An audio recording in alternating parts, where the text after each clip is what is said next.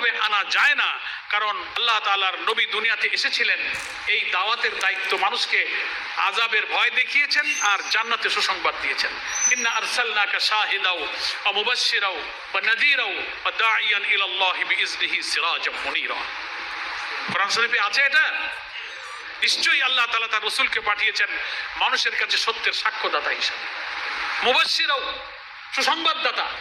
ইসলামের এই দাওয়াত কবুল করলে আল্লাহ তাআলার কাছে তুমি নাজাত পাবে, জান্নাত পাবে, দুনিয়ার দুঃখ কষ্ট থেকে তুমি রেহাই পাবে। নাযীরাও ভীতি প্রদর্শনকারী, এটা না মানলে তোমাকে আযাব এবং শাস্তিও তোমার জন্য অপেক্ষা করছে। এই দাওয়াত শরীয়ী দৃষ্টিতে খুব গুরুত্বপূর্ণ, যে এই দাওয়াতি কাজ যারা না করে, এই দাওয়াতের অর্থ যারা না বোঝে, তারা রেসালাতের প্রতি ঈমানকে মজবুত করে রাসূলকে চিনতে পারেন, রাসূলকে বুঝতে পারেন। তাহলে আমরা দাওয়াতের যে বিষয়বস্তু বলেছি, সে দাওয়াতের বিষয়বস্তুটা কি, যেটা আমাদের জামাতে ইসলামের গঠনতন্ত্রে পরিষ্কার করে বলা আছে, আমাদের আকীদা, আমার যে দাওয়াতটা দিই সেই দাওয়াতটা হচ্ছে লা ইলাহা ইল্লাল্লাহু মুহাম্মাদুর রাসূলুল্লাহ সাল্লাল্লাহু আলাইহি ওয়াসাল্লাম। আল্লাহ ছাড়া কোনো ইলাহা নাই, মাবুদ নাই। দেখেন, ইলাহ শব্দের অর্থ নিয়েও আমাদের সমাজের মধ্যে বিভ্রান্তি আছে। ইলাহ একটা আরবি শব্দ, এর মধ্যেই তো বিপ্লবের বারুদ, বিপ্লবের আগুন এই ইলাহ শব্দের মধ্যে। বুঝে শুনে যে আল্লাহকে ইলাহ বলবে, সে তো জন্ম থেকে সমস্ত রাষ্ট্র, সরকার, সমাজ, পার্লামেন্ট নেতৃত্বের বিরুদ্ধে বিদ্রোহ করবে। There is no leader, there is no government, there is no parliament, there is no supreme power illallah, একমাত্র আল্লাহ ছাড়া। তাহলে তিনি আজন্ম বিদ্রোহী, যিনি বুঝে শুনে কলেমা পড়বেন। যুগে যুগে আম্বিয়া কেরামরা বুঝে শুনে কলেমা পড়েছিলেন, আর শাসকরা এই কলেমার অর্থ বুঝেছিলেন বলে তারা কিন্তু এই কলেমার তাৎপর্য বুঝেছিলেন। এখন সুকৌশলে আমাদের মধ্যে ইলাহার অর্থ করা হচ্ছে কি, আমরা স্কুলেও পড়েছি দিনিয়াত ইসলামিয়াত বইতে, লা ইলাহার অর্থ বলা হচ্ছে নেই কোনো মাবুদ আল্লাহ ছাড়া। তা মাবুদও কিন্তু আরেকটা আরবি শব্দ, নাকি? মাবুদ আরেকটা আরবি শব্দ। তো একটা আরবি শব্দের বাংলা তর্জমায় যদি আরেকটা আরবি শব্দ দিয়ে আপনি করেন, তার মূল তাৎপর্য লুকানো থাকে এই উপাস্য, যাকে সেজদা করা যায়, পূজা উপাসনা করা যায়, সম্মান করা যায়, শ্রদ্ধা করা যায়, এমন একটা পূজনীয় উপাস্য একটা সত্তাকে বোঝায়। কিন্তু আপনি যদি আইনদাতা, রিজিকদাতা, সৃষ্টিকর্তা, বিধানদাতা, হুকুমদাতা মনে করেন, তাইলে তো বিরাট ব্যাপার। এই জন্য ইলাহ শব্দের ব্যাখ্যার মধ্যে কিন্তু মূল দাওয়াতের কনসেপশনটা কিন্তু লুকানো আছে। তিনটা ধাপে এই দাওয়াতকে, যার কাছে আমরা দাওয়াত দিতে যাই তার কাছে ক্লিয়ার করার জন্য তিনটা ধাপে দাওয়াতটাকে ব্যাখ্যা করা হয়েছে। প্রথমে আমরা কি বলি, প্রথম পার্ট 3 দফা দাওয়াত বলি না আমরা? কয় দফা বলি?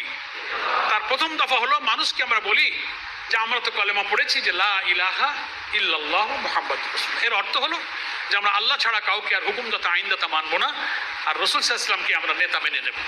কথা বলছি একজনের সাথে, ধরেন দাওয়াত দিতে গিয়ে, তো তিনি বলবেন যে হ্যাঁ তা তো ঠিক, আমি তো মুসলমান, আমি তো আল্লাহ কালেমা পড়েছি, তো আল্লাহই তো আমার রব, তিনি আমার ইলাহ, আমরা তারই আইন মানতে বাধ্য, আল্লাহর নবীকে নেতা মানতে বাধ্য। ঠিক আছে, তখন আমরা তাকে যুক্তি দিই যে আসলে আমরা এই 2024 সালের বাংলাদেশে আল্লাহকে কি পুরোপুরি ইলাহ মানতে পারছি? সমাজে, রাষ্ট্রে, প্রশাসনে সব জায়গায় কি আল্লাহ আমার ইলাহ আছে? আমরা মানুষকে ইলাহ বানিয়ে বসেছি, শয়তানকে ইলাহ বানিয়ে বসেছি, নফসকে ইলাহ বানিয়ে বসেছি।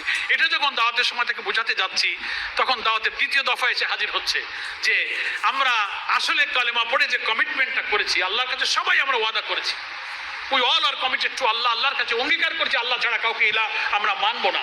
তখন আমরা তাকে বলছি যে ভাইরে, বাবারে, বোন রে, আমি যে আল্লাহকে ইলাহ মেনেছি, কিন্তু কার্যত সমাজে তো আল্লাহকে আমরা পূর্ণ ইলাহ মানতে পারছি না। তাহলে আমার মুখের কথা আর কাজের মধ্যে গড়মিল হয়ে যাচ্ছে। কথাটা বুঝে আসছে আপনাদের? কিসের গড়মিল হলো? কথায় বলেছি যে আল্লাহ আমার রব, কাজ করতে গিয়ে 2024 সালের মে মাসের বাংলাদেশে দেখি যে কোর্টে আমার আল্লাহ রব নাই, অর্থনীতিতে আল্লাহ রব নাই, শিক্ষানীতিতে আল্লাহ রব নাই, ব্যবসা বাণিজ্য বিচারে আল্লাহ রব নাই, পার্লামেন্টে আল্লাহ রব নাই, ওখানে মানুষকে রব বানিয়ে নিয়েছি। তখন আমি ওই ব্যক্তিকে বোঝাতে সক্ষম হচ্ছি যে তাহলে ভাই, এই কলেমা পড়ার কারণে মুসলিম হিসেবে আমি যে কথা ওয়াদা করেছি যে আল্লাহ ছাড়া আমার আর কোনো রব নাই, তাহলে আমার কার্যত সেই কথা আর কাজের তো মিল হচ্ছে না, গড়মিল হয়ে যাচ্ছে। তাহলে এই কথা কাজের গড়মিল দূর করতে হবে। কথা দিয়ে যদি সে কাজের সাথে মিল না থাকে, তাকে তো মুনাফিকি আচরণ বলে। তখন বলবে হ্যাঁ তা তো ঠিক, কথা কাজে তো গড়মিল হয়ে যাচ্ছে, তাহলে এখন এই গড়মিল দূর করার উপায় কি? তখন দাওয়াতের তৃতীয় দফা এসে হাজির হচ্ছে। এই গড়মিল দূর করতে গেলে যাদের কারণে আমরা আল্লাহর আইন মানতে পারছি না, সমাজে প্রতিষ্ঠিত অন্য যত রব, অন্য যত খোদা বসে আছে, এই নেতৃত্ব, কর্তৃত্ব, আইন প্রণয়নকারী জায়গা থেকে তাদেরকে সরিয়ে এখানে আল্লাহর আইন আর সৎ নেতৃত্ব কায়েম না করলে জীবনের সর্বস্তরে আল্লাহকে রব বানা আর রসুলকে নেতা মারা সম্ভব হয় না। তাই আমাদেরকে সমাজের অসৎ, খোদাহীন, মিথ্যা, পাপী, নাফরমান নেতাদেরকে সরিয়ে সৎ লোকের নেতৃত্ব কায়েম করলেই কেবল আল্লাহকে ইলাহ মানা আমাদের পক্ষে সম্ভব। তাহলে দাওয়াতের তিনটা দফা পরিষ্কার হলো। প্রথম হচ্ছে এক, আল্লাহর দাসত্ব, রসুলের আনুগত্য। দুই হলো এ ওয়াদা করেছি কিন্তু কার্যত এই কথার সাথে কাজের গড়মিল মিল হচ্ছে না। তিন হচ্ছে এই গড়মিল দূর করতে গেলে সমাজের সর্বস্তরে আল্লাহ তাআলার আইন আর সৎ লোকের নেতৃত্ব কায়েম করার মধ্য দিয়ে কেবল এই কালেমার জবানটাকে ঠিক রাখা সম্ভব। এটা এই পদ্ধতিতে আমি কালেমার দাওয়াতটা দিতেছি। কথা বুঝে আসছে? এখন আসেন, আল্লাহ তাআলা দাওয়াতকে যে ফরজ করেছেন, এটা যে এত বড় গুরুত্বপূর্ণ কাজ, এই দাওয়াতি কাজটা আমরা করব। কোরআন শরীফে তিনটা জায়গায় তিন ভাবে মানুষকে আল্লাহর দিকে ডাকতে বলা হয়েছে। একটা বলা হয়েছে উদউ ইলা সাবিলি রাব্বিক। উদউ, এটা আমরের সিগা, মাদ্রাসায় যারা পড়েছেন ভালো বুঝবেন। নির্দেশ, আমর, ডাকো, কমান্ড করা হচ্ছে। ইলা সাবিলি রাব্বিক, রবের পথের দিকে। সাবিল মানে পথ, রবের পথে, আল্লাহর পথের দিকে ডাকো। এটা একটা জায়গায় বলা হয়েছে যে আল্লাহকে তো চিনলাম, রবকে তো চিনলাম। রব সেই সমাজের কল্যাণকর ব্যবস্থা, যিনি আসমান থেকে আম্বিয়া কেরামদের কাছে যুগে যুগে যে বিধান আকারে, সহিফা আকারে, কিতাব আকারে নাজিল করেছেন, তিনি আমার রব। ওই দিকে মানুষকে ডাকতে বলা হচ্ছে। আর একটা জায়গায় বলা হয়েছে কুনতুম খায়রা উম্মাতিন উখরিজাত লিন-নাস তা'মুরুনা বিল মারুফ ওয়া তানহাউনা আনিল মুনকার। তোমরা এই শ্রেষ্ঠ জাতি, শ্রেষ্ঠ উম্মাহ, তোমাদের পৃথিবীতে আবির্ভাব ঘটেছে, পাঠানো হয়েছে মানুষের কল্যাণের জন্য। তো এই কল্যাণের দিকে ডাকার জন্য বলা হয়েছে ইয়াদউনা ইলাল খাইর। এক জায়গায় বলা হয়েছে ইয়াদউনা ইলাল খাইর, খাইরের দিকে ডাকো, ওই কল্যাণের দিকে, যে কল্যাণ মানবতার কল্যাণ, যে ব্যবস্থা চালু হলে মানব জীবনে শান্তি এবং কল্যাণ আছে। ইয়াদউনা ইলাল খাইর, কল্যাণ। একদিকে বলা হলো রবের পথের দিকে, আর এক জায়গায় বলা হলো কল্যাণের দিকে। আলটিমেটলি অর্থটা একই। আর এক জায়গায় বলা হয়েছে যে দাইয়ান ইলাল্লাহ, রসুলের পরিচয় দিতে গিয়ে তিনি ছিলেন আল্লাহর পথের আহ্বানকারী। এখানে একেবারে ইলাল্লাহ, এখানে সাবিল কথাটা আর নাই। ইলা সাবিল রাব্বিক, রবের পথ আল্লাহ, ডাইরেক্ট আল্লাহ। ইলাল্লাহ, আল্লাহর দিকে। কোরআন মজিদের শব্দ চয়ন এবং ভাষার মধ্যে এক এক জায়গায় এক একটা আবেগ তৈরি, যে আল্লাহর বান্দার মধ্যে আর পথ দরকার নেই, এমন ভাবে তুমি আমল করে, এমন ভাবে ডাকো সেজন্য সোজা আমার দিকে চলে আসে। আমার নির্দেশ, আমার আদেশ তার হৃদয়ের মধ্যে, কলবের মধ্যে। এই জন্য কোথাও সাবিল, আবার কোথাও সাবিল বাদ দে ইলা রব্বিক, ইলাল্লাহ। এইভাবে আমাদেরকে আল্লাহর পথের দিকে ডাকতে বলা হয়েছে। তাই আমরা সংক্ষেপে বুঝে নিলাম যে দাওয়াতি কাজের গুরুত্বটা কত। একটা হলো দাওয়াতি কাজ ফরজ, এটা আল্লাহর আদেশ, এটা আল্লাহ কোরআনে বলছেন। রাসূল সাল্লাল্লাহু আলাইহি ওয়াসাল্লাম দাওয়াতের জন্য নির্দেশ দিয়েছেন, নিজে দাওয়াতি কাজ করেছেন। দাওয়াতের সিলসিলা না থাকলে আপনি আমি এই ইসলামী আন্দোলনের এই সুন্দর পথে আসার সুযোগ পেতাম না। আর আমরাও যদি দাওয়াতি কাজ না করি, আমাদের সন্তান, আমাদের ভবিষ্যৎ প্রজন্ম এই পথের সন্ধান কখনো পাবে না। আলোচনার যে দুটো পার্ট, দাওয়াতের গুরুত্বের অংশটা শেষ করে আমি দাওয়াতের পদ্ধতির দিকে এখন যাব। তাহলে আমরা এই পর্যন্ত কি সবাই বুঝতে পারলাম যে দাওয়াতটা হচ্ছে প্রত্যেকের জন্য ফরজ এবং ফরজে আইন, প্রত্যেক নরনারীর জন্য। সরই দৃষ্টিতে ঈমান যিনি আনবেন আল্লাহর উপরে, সেই আল্লাহর দিকে ডাকা প্রত্যেক মানুষের জন্য ফরজ। জামাত ইসলামী সেই ফরজ কাজের জন্য প্রতিনিয়ত আমাদেরকে তাকিদ দিচ্ছে, উদ্বুদ্ধ করছে, অথচ আমরা দুর্বলতা দেখাচ্ছি। আমরা এখন আত্মপর্যালোচনা করব, আত্মসমালোচনা করব। আমরা বায়াত নিতে যাচ্ছি, রুকুন হতে যাচ্ছি। তাহলে আমি কি এই ফরজ কাজটা করছি? আমাকে যে লোকটা কষ্ট করে আমার পিছনে কত হেঁটেছে, আমার বাসায় কত এসেছে, কত বই পড়তে দিয়েছে, কত চিঠি লিখেছে, কত ফোন করেছে, তাহলে আমি আরেকজনকে আনার জন্য এরকম লেগে আছি কিনা, এরকম পেরেশান হয়ে আমি চেষ্টা করছি কিনা, এইটা চেক করে, এই আত্মপর্যালোচনা, এই রিয়ালাইজেশন করে আমি যদি নিজের ভুল ত্রুটি নিজে ধরতে পারি, তাহলেই আমাদের আজকের এই আলোচনা এত তরবিয়ত করে যে বোঝার চেষ্টাটা আমরা করছি, সংগঠন করাচ্ছে, এটা তখন কাজে লাগবে। তাহলে আমরা দাওয়াতের গুরুত্ব উপলব্ধি করে এই সিদ্ধান্ত আমরা পৌঁছাতে পারি পরবর্তী ধাপে যাওয়ার জন্য। পদ্ধতির আগে যে আমাদের ব্যক্তিগত দাওয়াতি কাজ, দাওয়াতি টার্গেটদেরকে আমাদের নিয়ে আসা, আমাদের সাপ্তাহিক দাওয়াতি কাজ, আমাদের সাধারণ সভা, আমাদের গ্রুপ দাওয়াতি কাজ, দাওয়াতি অভিযান বলে যত কথা আমাদেরকে করতে বলা হয়েছে, প্রত্যেকটা সিনসিয়ারলি রুকুন প্রার্থী হিসাবে আমরা একটাও বাদ দেবো না, শতভাগ এটা বাস্তবায়নের জন্য ইনশাআল্লাহ চেষ্টা করব। তাহলেই দাওয়াতের ফরজটা আমাদের আদায় হবে এবং মানুষকে কল্যাণের দিকে ডাকবো। আবেগময় হয়ে উঠবেন। সূরা হাদীদের মধ্যে আল্লাহ তাআলা যে ভাষায় নবী রাসূলদের দায়িত্বের কথা বলতে গিয়ে একটি কল্যাণময় সমাজ গঠনের জন্য নবীরা কি দাওয়াত নিয়ে এসেছিলেন, কিভাবে তিনি চমৎকারভাবে বলেছেন। লাকাদ আরসালনা রুসুলানা বিল বাইয়িনাতি ওয়া আনজালনা মাআহুমুল কিতাবা ওয়াল মিজানা লিয়াকুমান নাসু বিল কিসত ওয়া আনজালনাল হাদিদ ফিহি বাসুন শাদীদ ওয়া মানাফিউ লিন-নাস। আল্লাহ পাক বলছেন রাসূলগণ এসেছেন বাইয়িনা নিয়ে, কিতাব নিয়ে, মিজান নিয়ে, সুস্পষ্ট বিধিবিধান, মানদণ্ড। আল্লাহর হেদায়েতের কথা এখানে বলছেন, বাইয়িনা, কিতাব, মিজান। কি জন্য এগুলো এনেছেন? লিয়াকুমান নাসু বিল কিসত। নাস মানে কি? মানুষ, মানবতা, হোল ম্যানকাইন্ড, সমস্ত হিউম্যানিটির জন্য। লিয়াকুম, কুম মানে হচ্ছে প্রতিষ্ঠিত হওয়া, এস্টাবলিশড করা, দাঁড়ানো, কায়েম করা। লিয়াকুমান নাসু বিল কিসত, গোটা বিশ্ব মানবতাকে সুবিচারের উপরে, কিস্তের উপরে। কিস্ত মানে হচ্ছে জাস্টিস, সুবিচার, ইনসাফ। কোরআন শরীফে কিস্ত শব্দটা বলা হয়েছে। কিস্ত শব্দের অর্থ হচ্ছে কি? ন্যায় বিচার, সুবিচার, আদল। ইংরেজিতে যেটাকে জাস্টিস বলা হয়, বাংলায় বলি সুবিচার বা ন্যায় বিচার। আল্লাহ বলছেন যে রাসূলগণ কিতাব, বাইয়িনা, মিজান এগুলো দিয়ে নবীগণকে পাঠিয়েছি। তাদের কাজ ছিল লিয়াকুমান নাসু বিল কিসত, সমস্ত বিশ্বের মানুষকে সুবিচারের উপরে কায়েম রাখা। আলহামদুলিল্লাহ বলেন। শুধু নামাজ, শুধু রোজা, শুধু লম্বা পাঞ্জাবি আর দাড়ি আর টুপির জন্য আল্লাহর নবীরা দুনিয়াতে আসেন নাই। কোথাও আপনি এটা খুঁজে পাবেন না। আল্লাহ নবীদের আগমনের উদ্দেশ্যই হচ্ছে কি? মানবতার কল্যাণ, উখরিজাতিল লিন-নাস, বিশ্বের মানুষের কল্যাণ। এখানে বলা হচ্ছে লিয়াকুমান নাসু বিল কিসত, সমস্ত মানবতার কল্যাণ। মানুষের খাওয়া পড়ার কষ্ট হবে না, শিক্ষা চিকিৎসার কষ্ট হবে না, মানুষ ন্যায় বিচার পাবে, সুবিচার পাবে, জীবনের, সমাজে, রাষ্ট্রে তার স্বস্তি শান্তি থাকবে। That is called welfare. এটার নাম হচ্ছে কল্যাণ। এই জন্য আল্লাহ নবীরা এসেছিলেন। আর এই দিকেই এটাই হচ্ছে যে ইলা রব্বিক ইলাল খাইর, সেই কল্যাণ হচ্ছে এই সুবিচারের কল্যাণ, ন্যায় ভিত্তিক সমাজ প্রতিষ্ঠার দিকে মানুষকে আহ্বান করা। এটাই ছিল নবীগণের কিন্তু দাওয়াত। আর এটা করেছিলেন বলে নবীগণরা প্রচন্ড বিরোধিতার সম্মুখীন হয়েছিলেন, জীবন দিতে হয়েছে, নির্যাতিত হতে হয়েছে, শাহাদাত বরণ করতে হয়েছে। আমার প্রিয় ভাইরা, তায়েফের ময়দানে, মক্কা মদিনার অলিতে গলিতে, পাহাড়ে পর্বতে, যুদ্ধের ময়দানে ময়দানে আমাদের প্রিয় নবী এবং তার সঙ্গী সাথীরা যে কষ্ট ভোগ করেছেন, অপমানিত হয়েছেন, লাঞ্ছিত হয়েছেন, তুচ্ছ তাচ্ছিল্য করে মানুষকে তাড়িয়ে দিয়েছেন, প্রিয় নবীকে পাগল বলে পাথর মেরে রক্তাক্ত করেছেন, অজ্ঞান হয়েছেন। সবটার পিছনে ছিল এই কল্যাণের দিকে দাওয়াত, নাকি বলেন? এই কল্যাণের দাওয়াতের কারণে আমার ভাই নবীরা কষ্ট পেয়েছেন।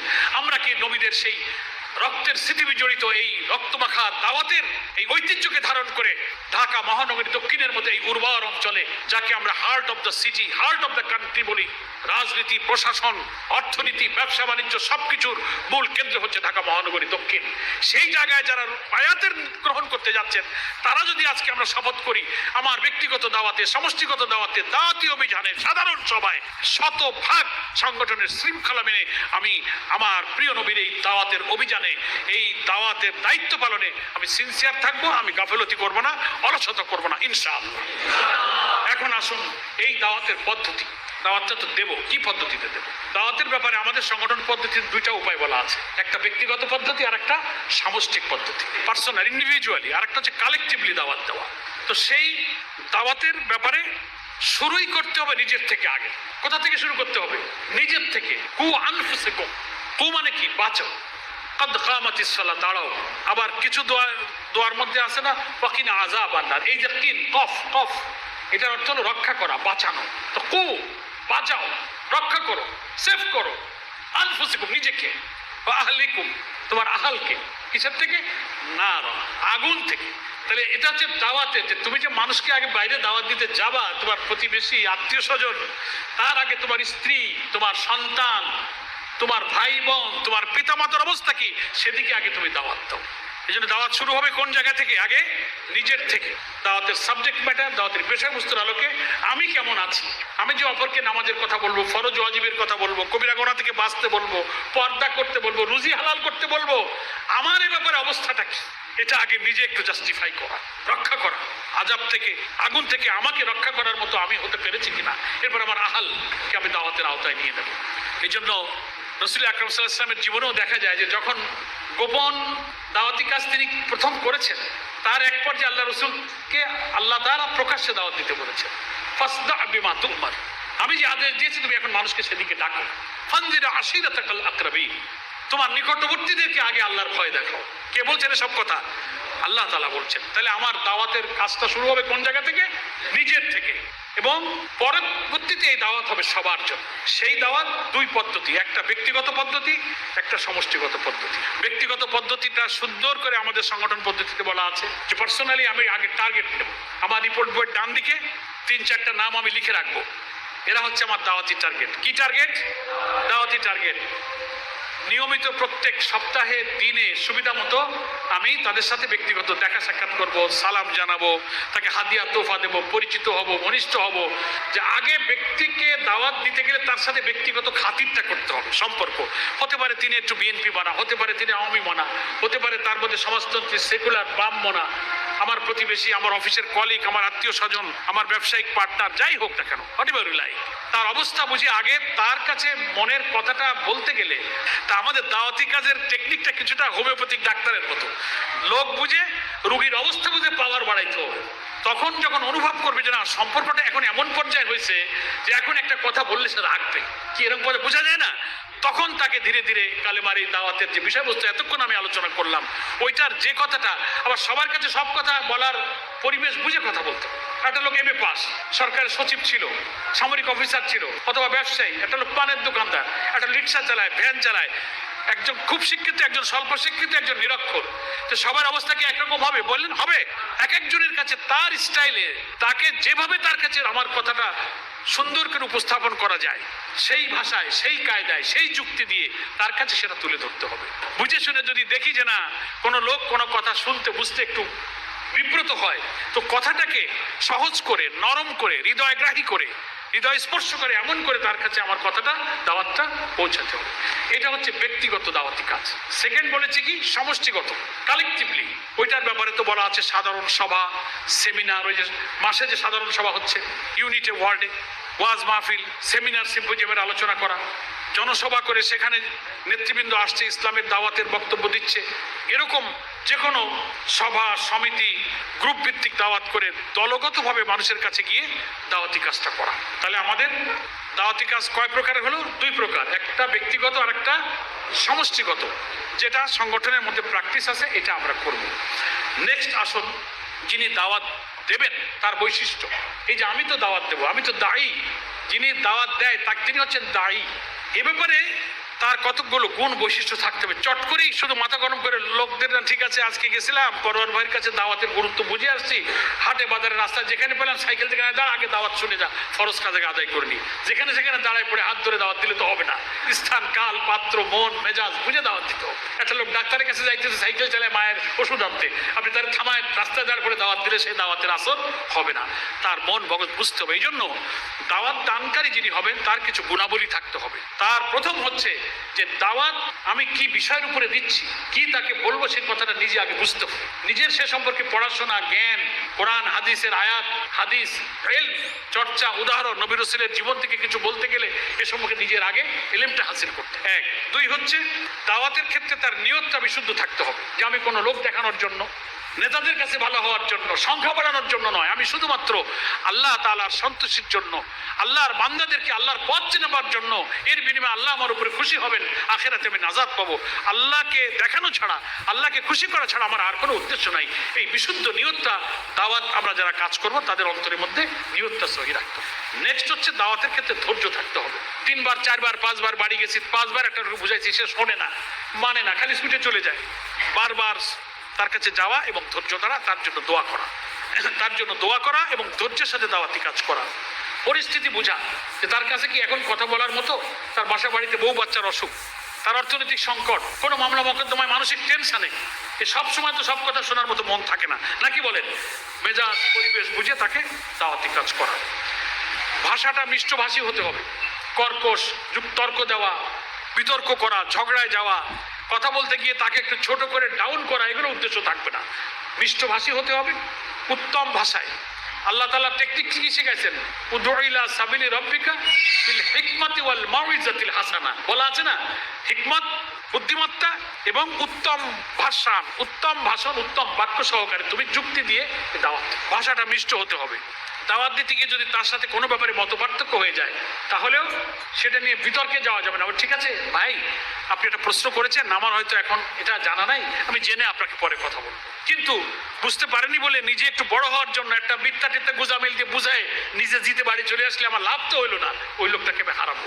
ধৈর্যশীল হতে হবে, অপরকে কথা বলার সুযোগ দেওয়া। আমি কিছু কথা বলে সেও কিছু কথা বলতে চাইতে পারে, ফলে তাকেও কিছু কথা বলার সুযোগ দেওয়া, এগুলো আমাদের খেয়াল রাখতে হবে। আমাদের দাওয়াতের মধ্যে অনেক সময় জড়তা থাকে, যে সম্পর্কে আমার এলেমটা, আমার জ্ঞানটা আগে যথেষ্ট করে নেওয়া, এবং কোনো কমপ্লেক্সিটি, হীনমন্য, যে আমার জ্ঞান কম, বুদ্ধি কম, আমি পারি না, আমার টাকা পয়সা কম, আমি গরিব মানুষ, একটা ধনী লোকের কাছে বলবো, এগুলো অনেক সময় আমাদেরকে কিছুটা হীনমন্য করে দুর্বল করে ফেলে। এটা করা যাবে না, যে আমি সবচেয়ে উত্তম কাজটি করছি, যার ব্যাপারে আল্লাহ তাআলা আমাকে মর্যাদা দিয়েছেন, ওমান আহসানু কাওলাম মিম্মান দাআ ইলাল্লাহ। আছে না কোরআন শরীফের আয়াত? কার কথার চেয়ে আর কার কথা উত্তম হতে পারে? যে মানুষকে আল্লাহর দিকে ডাকে। ফলে আমার কথাটা উত্তম, আমি আল্লাহর কাছে সবচেয়ে মর্যাদা সম্পন্ন। ফলে ওনার টাকা থাকুক, উনি গাড়ি বাড়ির মালিক হোক, কিন্তু আমি তো সবচেয়ে শ্রেষ্ঠ মর্যাদার অধিকারী একটা কথা নিয়ে তার কাছে যাচ্ছি। এইভাবে নিজেকে হীনমন্য মনে না করে, মর্যাদাশীল মনে করে মানুষের কাছে দাওয়াতটা নিয়ে যেতে হবে, এবং হৃদয় দিয়ে, অন্তর দিয়ে কথা বলতে হবে, তাহলে তার আসর হবে। এই পড়াশোনা, কোরআনের সাথে সম্পর্ক, নফল নামাজ, নফল রোজা, কিয়ামুল লাইল, আল্লাহর সাথে নিবিড় সম্পর্ক করে আমি যদি আল্লাহর সাথে নিজে ঘনিষ্ঠ হতে পারি, তখন আমার এই দাওয়াতে অন্যের উপরে আসর হবে। ইসলামের দাওয়াত এটা রুহানি দাওয়াত। দেখবেন কোনো দাওয়াত, কোনো কথা মানুষকে বললে সে যদি তার হৃদয় দিয়ে বলে এবং শুধু আল্লাহকে খুশি করার জন্য বলে, ইখলাসের সাথে বলে, পৃথিবীর কোনো স্বার্থ ছাড়া শুধু আল্লাহর উদ্দেশ্যেই কথা বলে, তখন সেই কথাটাই মানুষের উপরে আসর হয়। আর দুনিয়াবি কোনো স্বার্থে কথা বললে ওইটা অন্যের অন্তরে কিন্তু আসর হয় না, ওটা আর্টিফিশিয়াল হয়ে যায়, কৃত্রিম হয়ে যায়, ওইটার একটা প্রভাব তার চরিত্রের মধ্যে কিন্তু পড়ে না। আমরা যারা রুকন হতে চাচ্ছি, রুকন মানে হচ্ছে স্তম্ভ, পিলার, খুঁটি, নির্ভরযোগ্য শক্তি, যার উপরে অবলম্বন করা যায়। আল্লাহর কাছে জান মাল সুপর্দ করে দিয়ে সংগঠনের মাধ্যমে আপনি আল্লাহর কাছে বায়াত গ্রহণ করে বিক্রি করে দেবেন যে এই জান মাল আমার নয়। যতদিন আমি হায়াত থাকবো আমার এই জান মাল আল্লাহর ইচ্ছা, আল্লাহর মর্জি অনুযায়ী সংগঠন আমার টেক কেয়ার করবে, এবং আল্লাহর জন্য আমি এটা উৎসর্গ করে দিলাম। এরকম টার্গেট নিয়ে যদি পরিশ্রম করি তো আমার মানও বাড়লো, আর এই সংগঠনে হাজার হাজার লোক নতুন করে যুক্ত হবে ইনশাআল্লাহ। মহান আল্লাহ তাআলা এর মধ্য দিয়ে আমাদেরকে বায়াত গ্রহণ করার তৌফিক দান করুন, আর লক্ষ লক্ষ মানুষের অধ্যুষিত এই মহানগরীতে, অলিতে গলিতে, আমাদের শহরের সমস্ত জায়গায় যেন তাওহীদের দাওয়াতের মুখরিত হয়ে আমরা ঢাকা মহানগরীকে ইসলামী আন্দোলনের ঘাঁটিতে পরিণত করতে পারি। আল্লাহ তাআলা আমাদেরকে তৌফিক দান করুন। ওমা তৌফিক ইল্লা বিল্লাহ, হাযা মা ইনদি ওয়াল ইলমু ইনদাল্লাহ, আলাইহি